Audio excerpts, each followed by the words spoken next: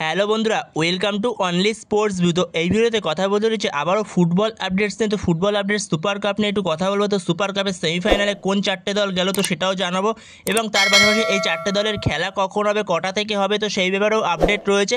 এবং তার পাশাপাশি বেশ কিছু ট্রান্সফার আপডেট রয়েছে, তো সেগুলো নিয়ে একটু আলোচনা করবো। তো ভিডিওটি সবাই শেষ পর্যন্ত দেখতে থাকো, আর চ্যানেলে নতুন হয়ে থাকলে চ্যানেলটি সাবস্ক্রাইব করে পাশে থাকা বেল আইকনটিকে অন করে পাশে থেকো। তো প্রথমে যদি সুপার কাপ নিয়ে কথা বলা যায়, তো সুপার কাপে যে চারটে দল সেমিফাইনালে পৌঁছেছে তো তারা হলো Mohun Bagan, FC Goa, Mumbai city FC আর হলো জামশেদপুর এফসি। তো এই চারটে দল সেমিফাইনালে পৌঁছে গেছে। তো সেইখানে কালকে বিকেলে 4:30 থেকে খেলা ছিল Mumbai city FC versus inter Kashi.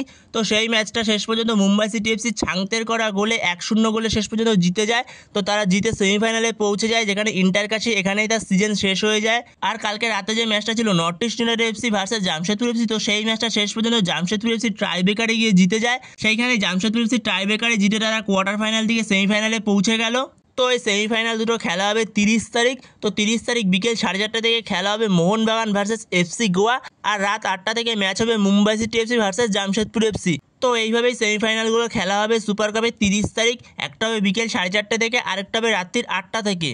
তো এরপরে যদি কিছু ট্রান্সফার আপডেট নিয়ে কথা বলা যায়, তো সেখানে যদি সবার প্রথমে গ্রেগ স্টুয়ার্টকে নিয়ে কথা বলা যায়, তো গ্রেগ স্টুয়ার্ট শুধুমাত্র মোহনবাগান না, সে আইএসএল এর লেজেন্ড বলা চলে এক প্রকার। কারণ আইএসএল এ সে যেই ক্লাবেই গেছে না কেন সেই ক্লাবের হয়েই সে ট্রফি জিতেছে। প্রথমে জামশেদপুর এফসিতে সে আইএসএল লিগ শিল্ড জিতেছিল, এবং তারপরে মুম্বাই সিটি এফসিতে আইএসএল লিগ শিল্ডের পাশাপাশি আইএসএল ট্রফি জিতেছে, এবং তার পাশাপাশি মোহনবাগানে এসেও সে আইএসএল লিগ শিল্ড এবং আইএসএল ট্রফি দুটোই জিতেছে।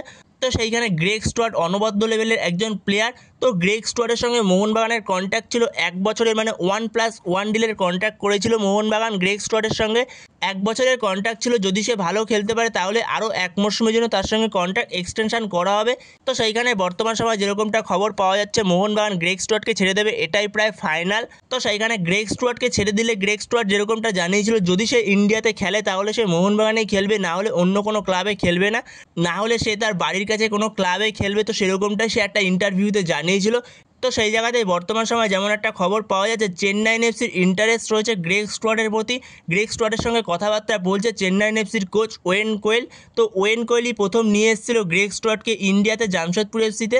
যে হয়তো চেন্নাইন এফসির প্লেয়ার কনর শিল্ড, সে এই মরশুমে আর থাকতে চাইছে না চেন্নাইন এফসি। তো চেন্নাইন এফসি কনর শিল্ড ছাড়তে চলেছে, তো সেরকমই খবর পাওয়া যাচ্ছে। তো সেই কারণে গ্রেগ স্টুয়ার্টকে ওয়েন কোয়েল তার নিজের নজরে রেখেছে। তো সেইখানে দেখা যাক পরবর্তী সময় এই ডিলটা ডান করতে পারে কিনা, গ্রেগ স্টুয়ার্টকে ওয়েন কোয়েল নিয়ে আসতে পারে কিনা চেন্নাইন এফসিতে, নাকি গ্রেগ স্টুয়ার্ট আইএসএলে খেলে, নাকি তার নিজের দেশে সে ফিরে যায়। তো সেটাই দেখতে হবে শেষ পর্যন্ত।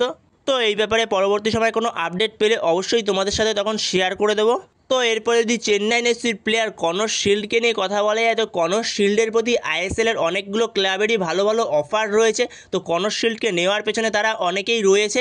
তো সেখানে একটা নাম যেরকম শোনা যাচ্ছিল, মোহনবাগান কনর শিল্ডকে নিতে পারে, প্রথম দিকে খুবই শোনা যাচ্ছিল নামটা। যেখানে এই আইএসএল সিজন শেষ হওয়ার সাথে সাথে কিছুটা শোনা যাচ্ছিল কনর শিল্ডের প্রতি মোহনবাগানের একটা ইন্টারেস্ট রয়েছে, এবং কনর শিল্ডকে মোহনবাগান নিতে পারে। তো সেইখানে আমার পার্সোনাল ওপিনিয়ন যেটা, কনর শিল্ডের প্রতি মোহনবাগানের হয়তো ইন্টারেস্ট থাকতে পারে, কিন্তু কনর শিল্ডকে মোহনবাগান হয়তো ট্রাই করবে না, কারণ কনর শিল্ডের থেকেও বেটার প্লেয়ার মোহনবাগান ট্রাই করতে যাবে। যেহেতু মোহনবাগান এএফসি খেলবে, তো সেই কারণে মোহনবাগান আরও বেটার প্লেয়ার খুঁজবে। যেখানে মোহনবাগান গ্রেগ স্টুয়ার্টকে ছেড়ে দিচ্ছে, তো গ্রেগ স্টুয়ার্টের থেকেও আরও বেশি আপগ্রেড ভার্সন খুঁজবে। সেই রকমই কনর শিল্ডের থেকেও আপগ্রেড ভার্সন খোঁজার চেষ্টা করছে মোহনবাগান। তো সেইখানে আমার পার্সোনালি মনে হয় না কনর শিল্ডের প্রতি মোহনবাগান যাবে। তো সেইখানে দেখা যাক শেষ পর্যন্ত কি হয়। তো ট্রান্সফার মার্কেটে কখনও কিছু বলা যায় না কখন কি হয়। তো সেখানে আরও আইএসএল এর 2-3টে ক্লাবের ভালো ভালো অফার রয়েছে কনর শিল্ডের কাছে। তো সেরকমই একটা শোনা যাচ্ছে ইস্টবেঙ্গলের নাম শোনা যাচ্ছে। ইস্টবেঙ্গলের নাম এর আগেও শোনা গেছে, কনর শিল্ডের প্রতি ভালো একটা ইন্টারেস্ট রয়েছে ইস্টবেঙ্গলের। তো সেখানেই পরবর্তী সময় দেখা যায় কনর শিল্ড সে চেন্নাইতে থাকে নাকি চেন্নাই ছেড়ে সে অন্য কোনো ক্লাবে সাইন করে। তো সেটাই পরবর্তী সময় দেখতে হবে। তো দেখা যাক পরবর্তী সময় কী হয়। তো এই ব্যাপারে কোনো আপডেট পেলে অবশ্যই জানিয়ে দেবো। এর পরের আপডেটটা হলো পাঞ্জাব এফসির প্লেয়ার লুকা ম্যাচেনকে নিয়ে। তো লুকা ম্যাচেন সে অনেক দিন ধরেই পাঞ্জাব এফসিতে খেলছে। তো আগের মরশুমে পাঞ্জাব এফসি তাকে ছেড়ে দিয়েছিল, কিন্তু পরবর্তী সময় আবারও তাকে রিসাইনিং করায় পাঞ্জাব এফসি। কিন্তু এই লুকা ম্যাচেনের বর্তমান সময় বয়স হলো 35 বছর, অনেকটাই বয়স হয়ে গেছে। তো সেইখানে হয়তো পাঞ্জাব এফসি এই মরশুমে এই লুকা ম্যাচেনকে ছেড়ে দিতে পারে। লুকা ম্যাচেন যথেষ্ট ভালো প্লেয়ার, যথেষ্ট ভালো খেলেছে পাঞ্জাবের হয়ে সে।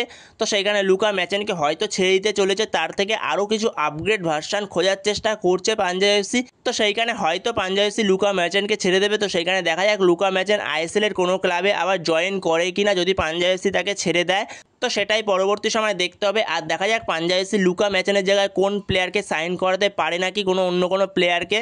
তো এরপরে যদি লাস্ট আপডেট মোহনবাগানকে নিয়ে কথা বলা যায়, তো মোহনবাগান গ্রেগ স্টুয়ার্টের জায়গায় একজন ল্যাতিন আমেরিকার একজন প্লেয়ারকে ইন্টারেস্ট দেখিয়েছে মোহনবাগান ল্যাতিন আমেরিকার একজন প্লেয়ারের প্রতি। তো সেটা কোন প্লেয়ার বা প্লেয়ারটার নাম কি, তো সেই ব্যাপারে কিছু জানা যায়নি এখনও পর্যন্ত।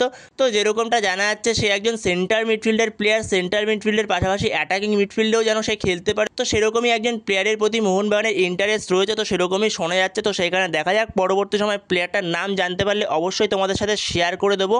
তো বন্ধুরা এই ভিডিওতে এই পর্যন্তই। তো এই ভিডিওতে এই আপডেটগুলো নিয়ে আলোচনা করার ছিল। তো ভিডিওটি ভালো লাগলে অবশ্যই লাইক শেয়ার সাবস্ক্রাইব করতে ভুলো না।